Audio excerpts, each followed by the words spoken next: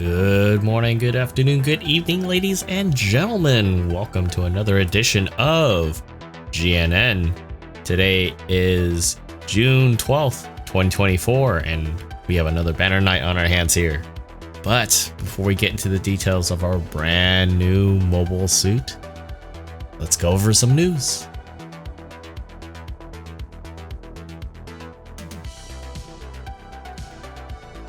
Alright folks, to lead off we have the Material Enhancement Campaign ongoing, and those for you unfamiliar with what's going on, what that means is we have a special supply drop which guarantees one mole suit in the current lineup right now, the newest lineup from the special supply drop, every day. So they have that ongoing, and in addition we have the Recon Team container chances expanded from the normal 10% to 25%.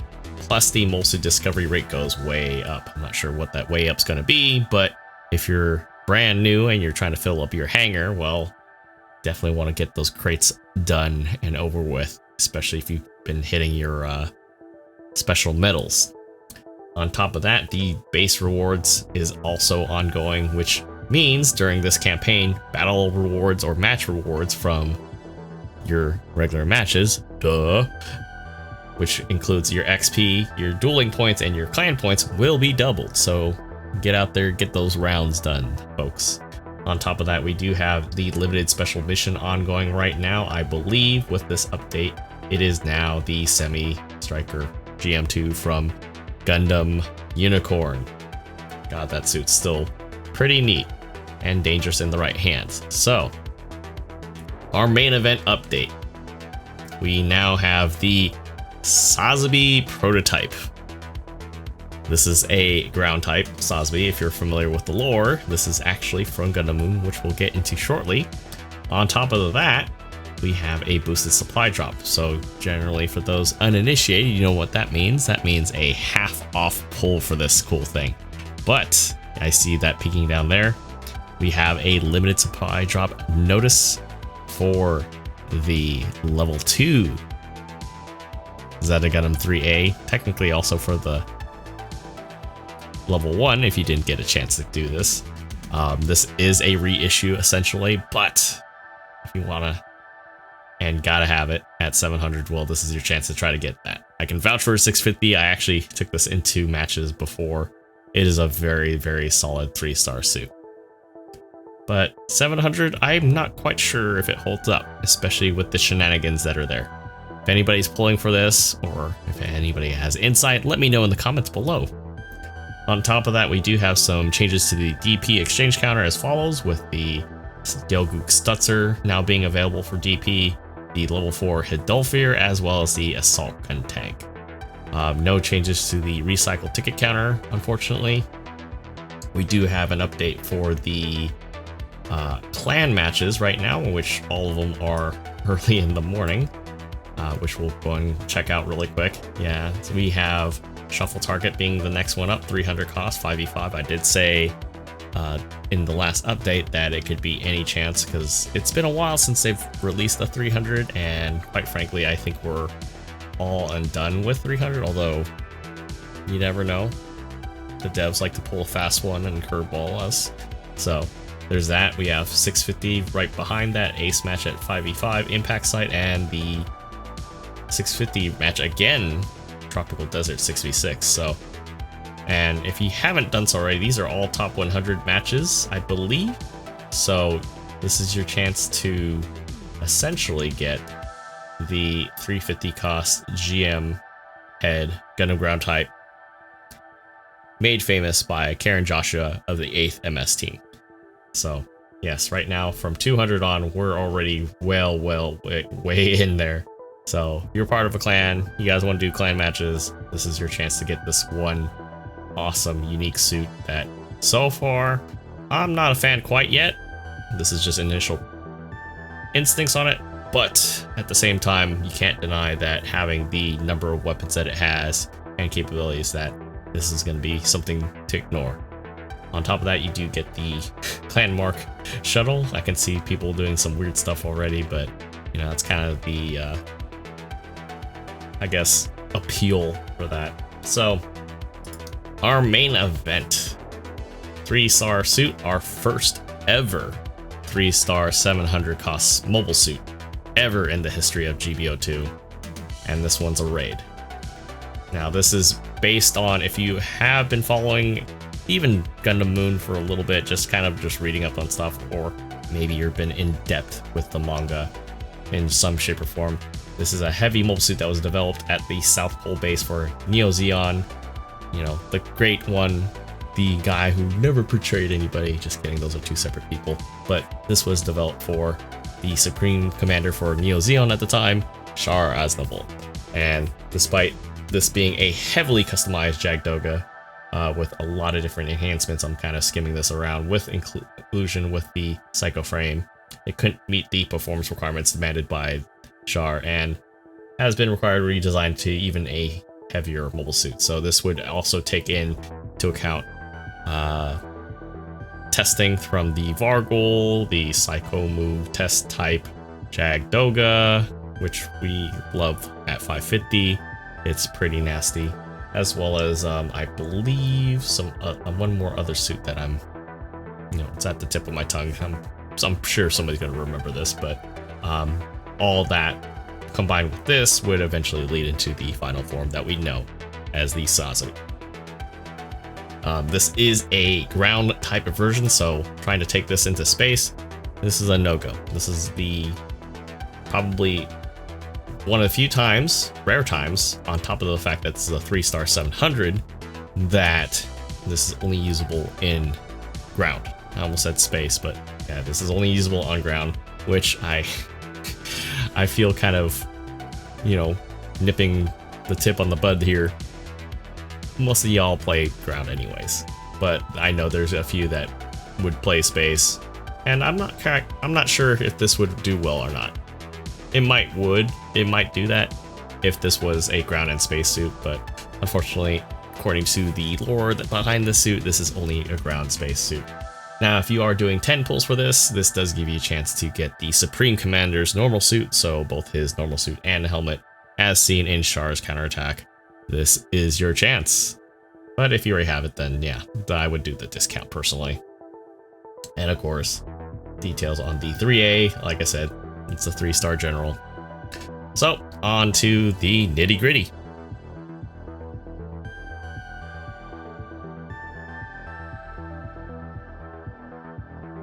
Alright folks, here we are with our Sazabi prototype. Forgive me, I might have gone a little overboard with the color, because unfortunately the color swatches do not translate from the normal Sazabi over to this very well, so I'm gonna have to sit down at some point and get really creative. But that's not what you're here for, because we're here for the lovely stats. So jumping into the info window there first, 23k HP, 18 ballistic, 31 and 33 for beam and melee, which lends it to be pretty good. I know some people are going to try to supplement a little bit of the ballistic there because, well, bazookas still do exist at 700, much to the contrary belief, but a majority of the fire is going to be beam, so that's kind of the normal there. This is a melee suit just like the normal Sazabi, so its range power is decent, but it has a little more leaning in towards melee. Looking into the movement side of things, it is a tad slower behind the normal Sazabi by 5. High speed movement is relatively the same, they're both at 230. Generous thruster gauge of 75 and a turning speed of 69, which I know you guys would probably say nice. Looking over the custom part slot configuration, it does have a heavy leaning towards medium and long, which works well if you're trying to bolster a lot of the resistances. Close range wise, it does kind of seem on the shorter end. Kind of gonna have to play some really complicated Jenga Tetris to make things work here. Looking into the primary weapons now, it does have the Sazabi prototype long rifle. I believe this is supposed to separate itself from the primary weapon, although I could be wrong on that. I believe this might be a specific unique version of that, since this is a heat rated version of the beam rifle. You're also looking at 4 seconds between shots, 15-second overheat with a 3-second focus. it is a normal stun on both accounts from what I can tell. But then again, training is kind of wonky, so take that with a grain of salt. But I can say that it does do some hefty damage against its advantage type. Its primary melee is switched around compared to the stock Sazabi. Instead of having the large tomahawk sword, we are dealing with straight into the twin sabers. So 2800 base power times 2-second swings with a 3-second charge time, which indicates right off the bat that, yes, of course, not surprising, this thing has a heavy attack. I haven't seen it in action fully, and you don't really see that in the trailer, but it is pretty dumb, and expected to do some really weird stuff to the enemy front line. Going into the sub-weapon category, we are looking at a scattering mega particle cannon, as seen with the Proto Jagdoga, well, Psycho Jagdoga, as well as the normal Sazabi. I don't know if there's a difference in firepower, but we are looking at 1500 base power, insta overheat, 250 meters range, 20-second overheat timer, and yes, you can still use this while you're boosting, so pretty good way to open up things. Pretty standard. As I mentioned before, instead of the long beam saber being your main primary, it is now a sub weapon. Stats are pretty much the same in terms of the base power and cooldown time, so pretty much the same thing. It's just everything switched around. If you're used to playing, I believe, the regular Sazabi as it is, it's pretty easy to kind of swap things around. But yes, still the same cooldown timer, so it does recover longer, but it does hit a lot harder. Going into the remote weapons, we have a focus fire version of the funnels. This is a lock-on, base power 250, 100% heat rate, so it's a one-time use and that goes straight into overheat. It is multiple hits though. Effective range of 250 meters, so yeah, every funnel, basically this has six times 250. You do the math, that's pretty decent damage, especially if all of them hit, and they hit in a nice spot or advantage type. Pursue funnels, this one is a doozy because I actually got to test this one out. 6 funnels, base power 340 damage, 20% at an effective range of 250, 0.3 of a second, and 22-second overheat. This thing will break MA1 in 3 hits, in a second. It's that fast if you hold down the button. It's pretty scary to see that this has all the fun, but a lot of the Sazabi variants doesn't. I'll try to save my ranting, but you guys can do math. Anyways, like the Sazabi, this also has micro missiles as well. 850 base power, 3 shots. I believe they fire all at once, so trying to conserve missiles, it's not going to happen. But effective 300 meters, 2 seconds, and a 10-second reload time. So this is going to be one of those suits that has pretty good melee power. It's known for its melee power, but it's going to have a lot of tools too. So, man, this is definitely going to be one of those weird suits that just, oh man, even though it's a raid, it's going to be, I think this is going to make some splashes in the 700 cost. I don't think it's going to unseat anything that's 4 stars, but, you know, I know some talented people out there that are probably going to do otherwise. Now, the shield here, it actually has a pretty good hefty amount of HP. It's no fridge like the GBO2, but sitting at 8,000, that's pretty okay. That's actually pretty decent. Now, switching over to the shopping list of skills that we have here, we got some familiar favorites: Assault Booster, Balancer, Maneuver Armor 3, Force Injector 3. This has 3 swings. This also has Power Accelerator 2. I don't recall if the Sazabi has it, but I would not be surprised. As I mentioned before, also this has Heavy Attack, Flight Control 2, Double Roll, Anti-Blast Stabilizer, so definitely wants to get in there. As with most raids, if not all, Shield Break Mastery Stance. It has buffers on its back and legs, 15% for its back, leg buffers at 3, damage control 2, and of course, because this is a special suit, it also has Psycho Frame Resonance. So that is everything that we have on that. I can see that this will probably do some pretty neat stuff, but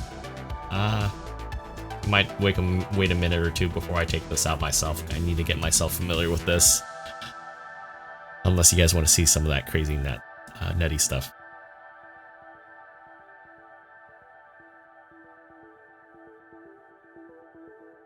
Alright, folks. That concludes tonight's edition, covering our brand new and first ever 3-star 700 cost suit ever in the history of GBO2. That's pretty crazy. I want to know what you guys think about this suit, though. Are you guys going to pull for it? I know some big Sazabi fans out there probably can't resist the fact well, we got another Sazabi variant, but this one's just as strong. But I'm more curious about what you guys think and what you guys are going to do with this. Are you guys going to pass on this? You think it's worthwhile picking it up, even though it's a 3-star? I want to know.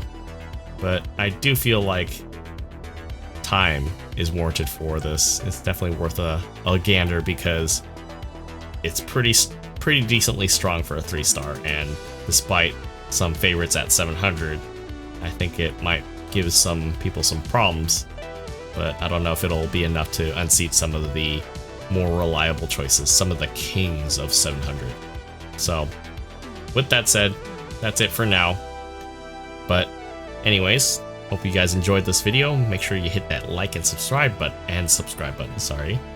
And until next time, guys, I will see you guys all on the next video. Take care.